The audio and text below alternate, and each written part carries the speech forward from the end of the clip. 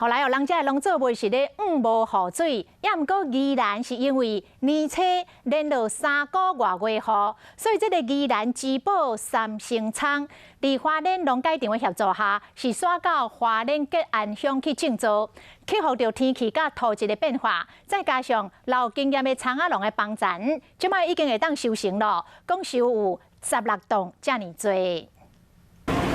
厂仔饼伫咧油顶整啊滋叫，加一喙肉是鸭，头家用料真拍手，因为大家上爱食这味。葱比较鲜甜，比较好吃。为去年10月底开始，既然雨落未停，小连续落3个月，厂仔在浸甲强要烂去。三星农会和花莲农改场合作，甲三星仓刷去吉安乡庇护。这水源真稳定，不过头一摆大面积种植，嘛是有真侪爱挑战所在。 加在有6年以上经验的农民加持，互所在过程更加顺势。它的根要做高，还要铺稻草。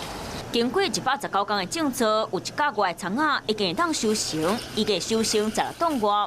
这有啥通嫌的吼？这无通嫌啊啦，这无通嫌啊。